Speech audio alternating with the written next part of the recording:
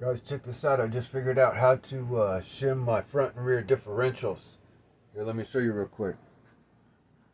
This is the Kyosho GT1. And if you look right on the outside of the bearings on each side, you can see a shim right there.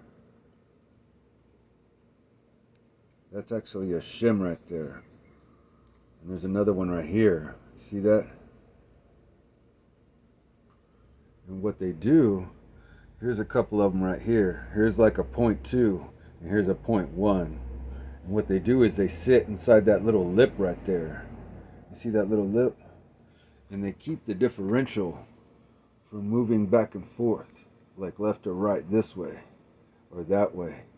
And what it does is it enables the pinion gear back there to mesh properly with this ring gear. And so initially I didn't put these shims in, and this differential was just wobbling back and forth in here, and that pinion gear back there wasn't mating with this ring gear, so the front wasn't spinning. So then what I decided to do was take up all the slack by putting both of these shims over here on this side.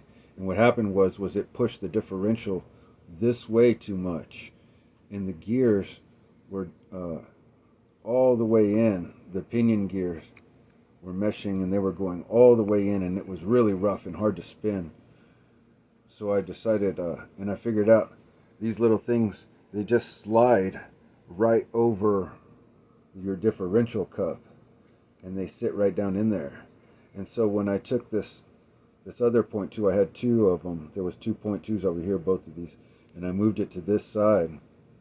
And then what I figured out was that I could rock this back and forth. You see that? You hear that? That's the pinion gear back there. That tells me that the mesh is like just perfect. So it's just like setting the mesh over here on your 2-speed. You do the same thing here, but you use your shims to do it. Anyway, guys, I just figured that out. I just thought I'd share. Hope that helps. Later.